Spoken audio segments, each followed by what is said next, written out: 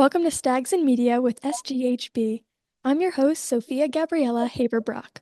In this series, I'm sitting down with inspiring Fairfield alumni who have found success in their careers within the media industry. In today's episode, I'm speaking with the Chief Media Officer of U.S. Media at VML, the creative brand agency, Jennifer Kohl, class of '89. So I thank you so much for sitting down with me. I really appreciate it. I've gotten to meet you a few times, actually. The first time was last year. Um, it was a Stags in the City event that the College of Arts and Sciences ran, and I got to visit VML with a bunch of other students, and it was just so fascinating to see VML. It was my first time visiting a professional agency like that and really getting to learn the foundations. Then we got to meet again at the Renaissance Beyonce showing in the city, and then just recently at Bloomberg in the city too. So yeah, it's really nice to get to sit down with you and really get to chat and learn more about you. You have such an incredible career, such a long career with through WPP, VML, your DEI advocacy, your volunteerism, your prestigious awards, and your balance of your family life. You're just such a strong female icon and female inspiration. So thank you so much. And yeah, I would love to start from the beginning. So when you were young, what were you passionate about, and where did you find that passion? Yeah, so first of all, thanks for having me. And I love you sort of recapping all the different ways that we've met because I feel like we're besties now. So there's a lot of Totally. really good interactions, and we've sort of sprinkled ourselves around for the last year and a half or so. So it's great to be here. But in terms of the passions, I mean, it's kind of funny when you ask me that, in the sense that I definitely know some of the things that really that I when I think back to my childhood. Like, I loved travel. I was always curious. I loved packing and organizing and thinking about and being away and setting up in a hotel and visiting my family. And when I think about, why that is, there's, without therapy, it was really more that my parents were immigrants. They came to this country and really were starting a life together, and we didn't have a lot of family here. So in order for us to spend time with our family, we had to go places. So whether that was to Canada or to Jamaica or to Germany, and then with those trips came other trips. And I used to say I didn't really get to travel America that much when I was young. I went to Disney World and like Pennsylvania Dutch country, and that was it. And maybe the Hamptons. I think that was the only like travel I did in the U.S.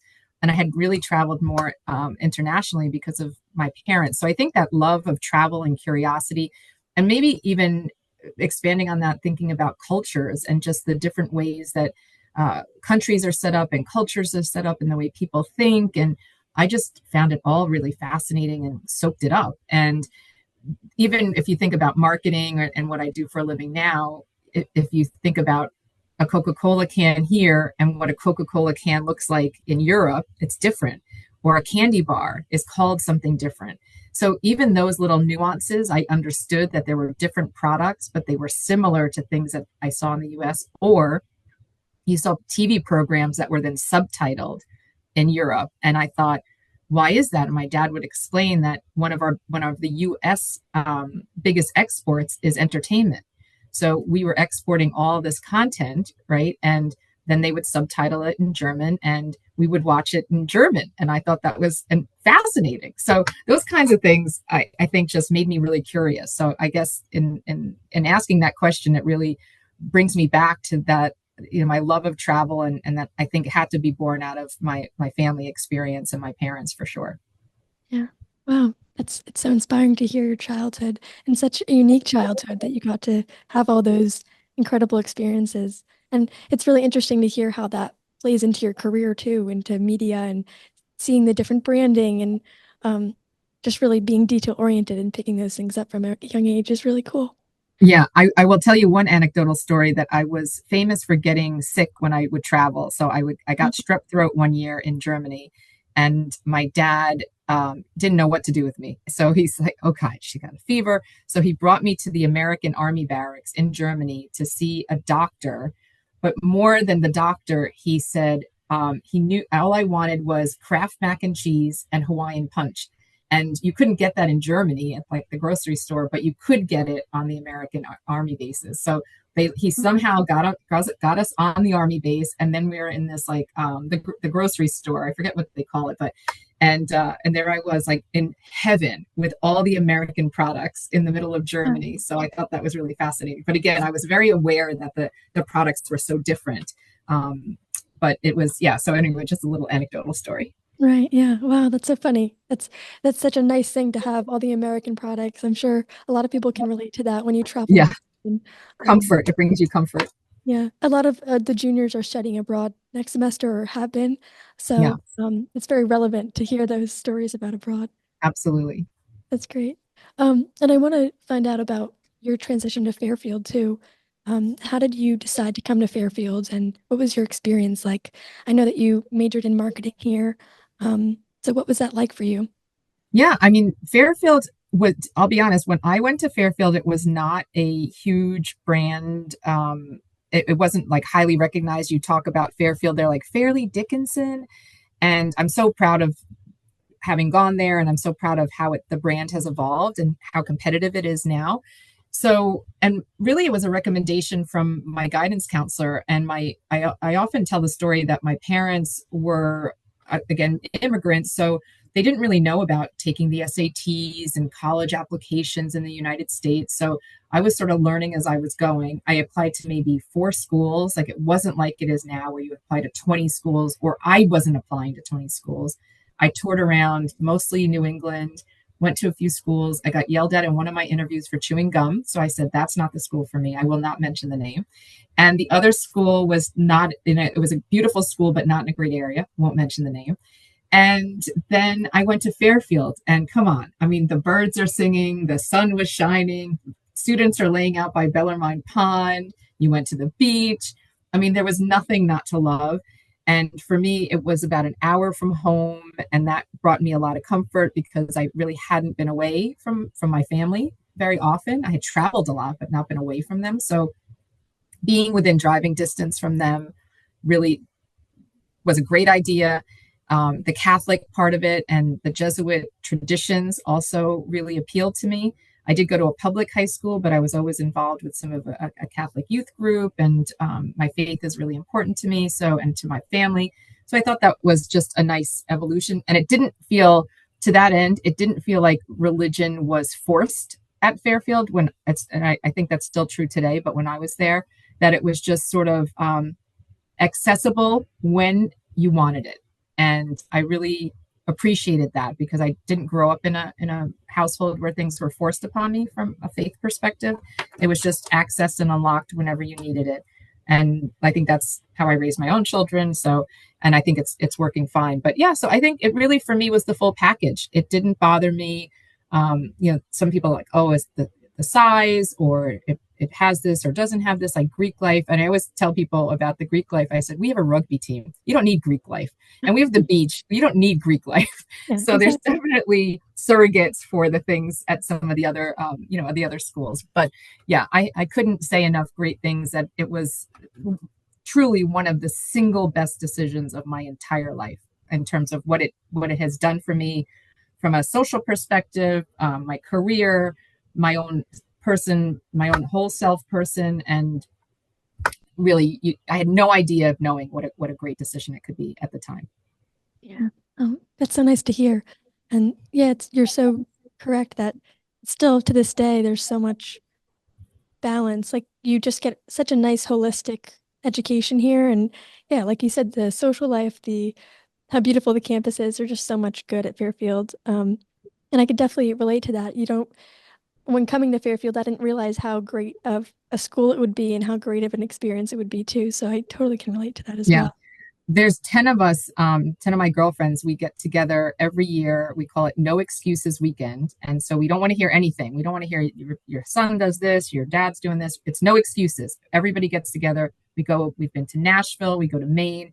But one of the people on our part of this group, she texted once, and I laughed so hard because she said, I'm so grateful for each of you. Thank goodness Georgetown put me on the wait list Oh, because she obviously picked Fairfield, but she's like, it was for her also the best decision. So I love that story. Oh, yeah, that's great. Yeah, it was perfect that you all got to meet. And is that the friends you made when you were really young at Fairfield, or when Yeah, did pretty much freshman year. I mean, they were all pretty much in Gonzaga. We all lived together in Gonzaga. Maybe one didn't, and she eventually lived with us at the beach. But yeah, we stayed in contact. Some of us were the same major, some of us weren't the same major, but the 10 of us, we were townhouse and beach, and we just always hung out. And now we're going through, obviously, we have marriages, we've got kids. One of us, not me, one of the 10, her daughter just got married. Her daughter actually graduated from Fairfield. So, and my daughter's applying to Fairfield. So it's really just a beautiful, I guess, timeline of just how we've all traveled together and stayed in touch. And like I said, we've traveled to a few different places since college. And it's great, but no excuses is fun. It's not as fun as SantaCon, I don't think, but it is a really fun weekend for us. Yeah, that's so nice. You've such lifelong friends. And like you were saying, it's such a legacy school here at Fairfield, and so many people's children go here and their children, so it's really nice. And that kind of connects to your experience with VML, Y&R through WPP, and your long career, tradition, loyalty. So we can transition a little bit into that. Out of Fairfield, what was your transition like into your professional career? Yeah, it's a great question, and I love telling it. Almost I didn't know what to do after college, but again, because my parents were not from here, they were very encouraging to go travel. So I know a lot of kids after college, they say, "Okay, I'm going to go travel for some time." So we did. I took the summer with two Fairfield girls, and we traveled Europe. So we traveled for about 5 weeks together, all over Belgium, England. We met up with other Fairfield people. We had the time of our lives. And then I have family in Germany, so I lived with them for about a month and worked at Mercedes-Benz as an intern. And then I came back to New York, and I said, "Oh, okay, so now I have to get a job," because like some of my friends had already gotten a job. So it was the fall of the year I graduated, and I started going through all the contacts that I had made, and I said, "All right, let me call Young and Rubicam." They had called me, and I said, "Let me call them back." And it's a funny story. So I interviewed for the job, and I interviewed probably with five different people. And back in the day, you got letters in the mail, right? So they mailed me a rejection letter. "Thank you so much, but we've picked other people." And then 2 days later, someone called to offer me the job. And then I laughed. I said, "Okay, so now I just got rejected, but now I'm being offered the job." And then so I started the job like 3 weeks later. And then 2 weeks after that, I got another rejection letter. So it's such a funny thing. Like, so two people were rejecting me, but this one group was accepting me. And now look at me, right? So it's sort of a funny thing. And even the Georgetown story, like sometimes a rejection can lead to like the best thing. So Right. these two groups were sort of we weren't a good match, but the group was in this media services, media planning area, and I just took to it. I had a math minor, so marketing major, math minor. I also had a minor in English because I loved writing, and yeah, and it just took off from there. And I worked at Young and Rubicam for a while, and then I left for a minute for about a year and went on to the publishing side at Time Inc. and did that for, I don't know, a year and a half. And then YNR called me back, and I said, "Okay, sure, I'll come back." And then within, as you mentioned, WPP is our holding company, and then we have Young and Rubicam, and Young and Rubicam merged with VML. So I always say I've had this couple decades long career in WPP with the same employee ID number and the same telephone extension. But the truth is, I've had probably 50 different jobs, and that's been what's kept me within this industry. And I also, for me, get to work across a lot of different clients. So it's not as though I'm working just at company A and only learning about, a specific vertical. I get to work on brands like Butterball Turkey, just celebrated Thanksgiving, right? So that's a big iconic brand, and Dell Computers. And, we work on a lot of health brands that are helping diabetics. So it's really just every industry, and I love that part. I think that still harkens back to that childhood curiosity and passion for learning. So, and just how do we market and connect with people in terms of our brand messages. So It was really a series of uh, rejections and then an acceptance, and also taking some time to travel, because I think my parents, I used to thank them pretty much every year, like for letting me do it, because I felt like I'll never have another time, probably, right, in my life. I knew at 22, I probably wouldn't have another time where I'd have that much of a window to just travel, and that a job would always be waiting for me. But you have to get your parents on board for that, right? Like some parents would be like, no, you've got to get a job. You've just been in school for 4 years. But my parents were very open to it. And I feel very lucky because um, it served me well. And truth be told, I haven't been able to take 8 weeks off or 9, 10 weeks off of my life since then. So maternity leave, which is not really any time off. Yeah, that's so funny. Yeah, it's nice that you had that time off. And it's so special that you had that in between time between being a student and starting your career. So, yeah, it's so nice you could take advantage of that. And hearing about your career through VML, it's really inspiring to hear something about agency work that was a main topic when we chatted about at the advisory board meeting with the students, that you get to work with so many companies and move up and around and try different jobs. It's interesting to hear from your perspective moving around internally at one company, and some of the other alumni have bounced around to a bunch of different companies.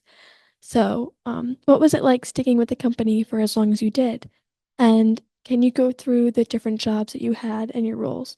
Yeah, sure. So, I mean, when I came out of college, obviously I was entry level, learning the whole media planning and buying industry, which it's not a common term. So I usually just say I work in an advertising agency, which was great.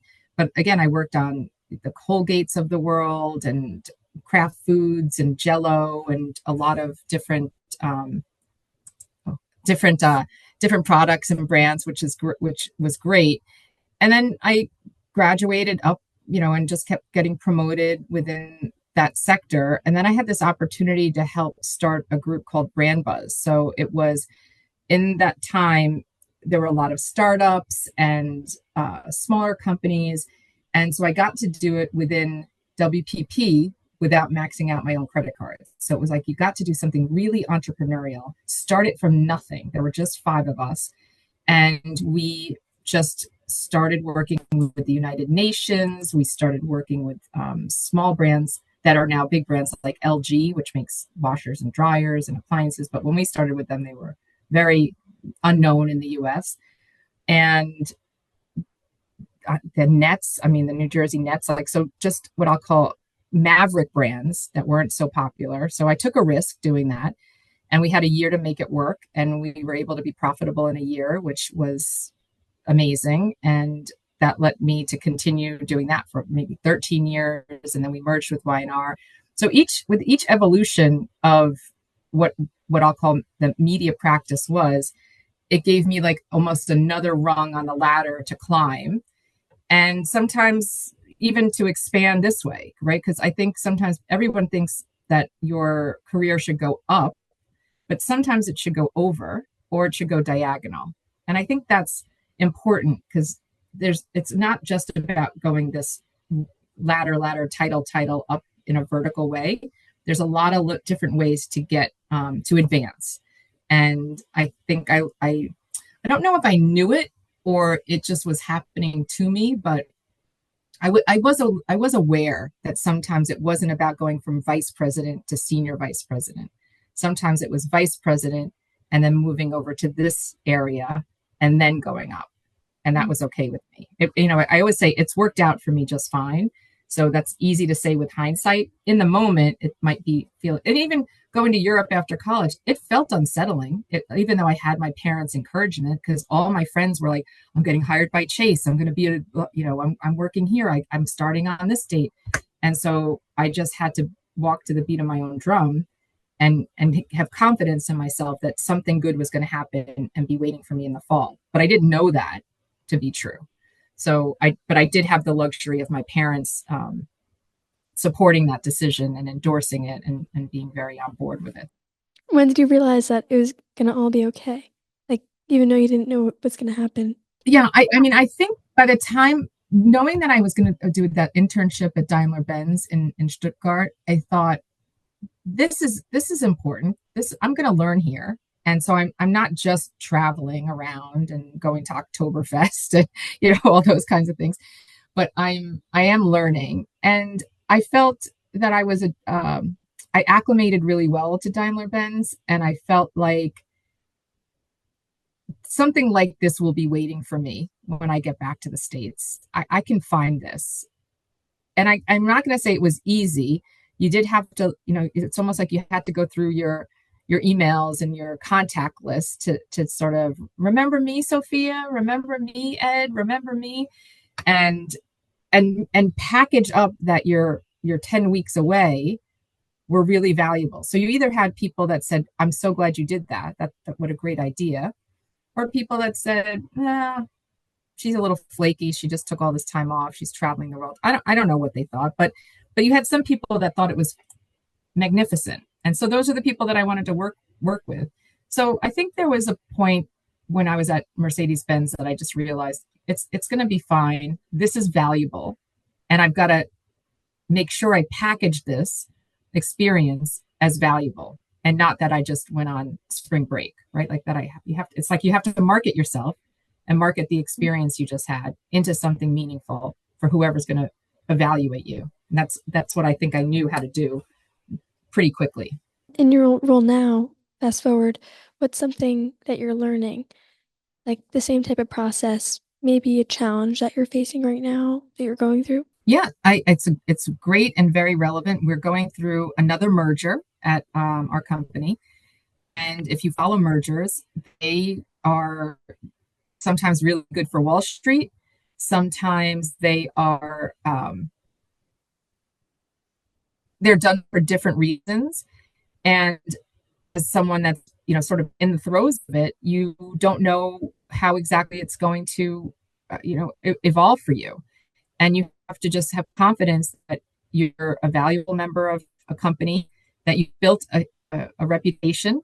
I would say that's important, right? As some students are coming out into the world to work, is just that you have to understand that in a way you are a brand also, and you have a reputation, and you have to keep feeding that reputation in whatever way that is true to your own DNA.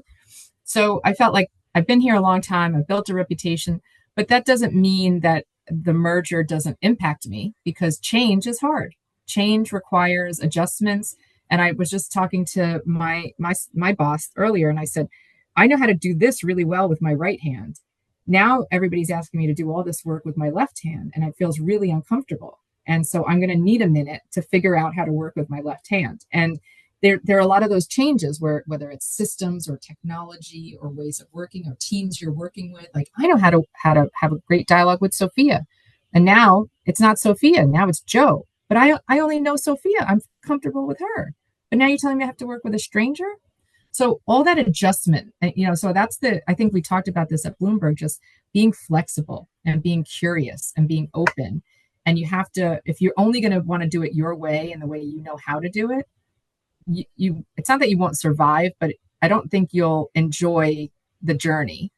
But if you're open and you're flexible and you're curious, I think you'll enjoy the journey more. It's cool to hear someone like you who has found so much success to be able to reflect on that. And especially the main audience for this is for students. And there's a lot of uncertainty when you come out of school and trusting yourself that it will be okay. My friend has a saying. She says it was really related to the college application process. And she said, all will be well in the end. And if it's not well, it's not the end. And I love that. So eventually it all will be well. Yeah. Yeah, that's so true. And looking back to your Fairfield self, what's something that you wish you knew or can reflect back on after your long career? That I wish I knew. Gosh, I feel like I don't know. I mean, I'm not going to say my Fairfield experience was perfect, but I think if there was something, there was so many things that were right about it that it's hard to identify anything that was sort of lacking. But I recently went to an event at Fairfield, and David Rockefeller was there, and it was like a calligraphy event, and they had an Asian artist there from China. And so being my mother was Chinese, my father was German, and being of mixed race, when I went to Fairfield, that was not very common. Diversity was not a word that was often used. I will tell the story that when I applied to Fairfield, it was a paper application, and I was hovering over uh, race or ethnicity, whatever way they said it. And my father's like, "What are you doing?" And I said, "Well, I don't know. Should I put down Asian or Caucasian?" He goes, "You put down Caucasian, and you don't want to be a minority." And I thought, okay. So that was that I went in with that sort of that mindset. And I wrote a story about this once about my the first decision about my whole life was based on bias because my mother wanted to name me Jing Mei. My father was like Katerina Kohl, and both of them said those are too ethnic.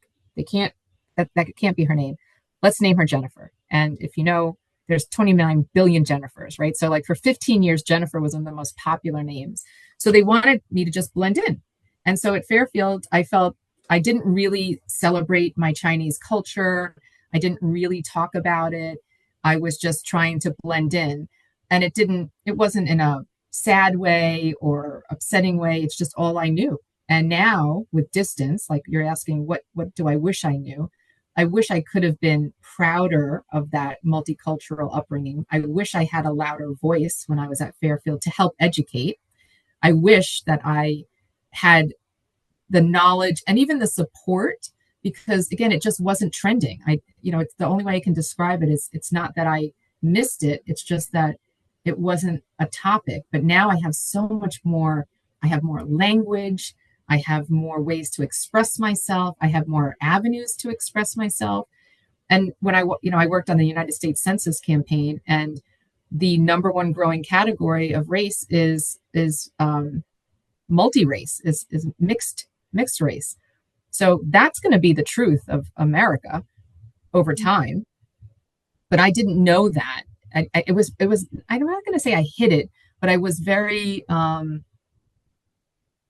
careful about how I talked about it. I probably was more leaning on my German side because my last name's Kohl. So I didn't. But if I was Jennifer Yee, which was my mother's maiden name, maybe I would have had to divulge more, because the way I look, people would say, I don't know, is she Hawaiian? Is she Spanish? Is she Greek? You could have been anything. So I think that's probably one thing that I wish I knew, or I wish I had more courage about Right. at the time. Yeah, definitely. That makes sense. It was definitely a different time as well in society, the acceptance of that. And it's interesting to look back on that now. It's such a different world. It's more culturally accepting. Obviously, there's still work to do, but yeah, it's interesting to think about how Fairfield is in that lens. And when I went to that David Rockefeller event, I did pause for a moment and just said, wow, how wonderful that now in 2024 there's this celebration of Asian culture, and they have this Mhm. beautiful painting in I think it's the Barone Center, and it's from an Asian artist, and it's just stunning. And I think just that awareness and openness to cultures is, I love that Fairfield's come into that momentum as well. And I don't think I was as aware of it back then, and certainly not as it related to my own heritage. So it was great. Yeah, that's really nice. It's nice to see your growth into your identity too, from when you were young in college and now you're such a representative for this. Well, thank you so much, Jen, for taking the time to chat with me and to share about your journey after Fairfield, your career, your reflection. It's really beautiful. Great. Well, thank you so much for having me. I really appreciate it, Yeah. and look forward to continuing to get to know one another.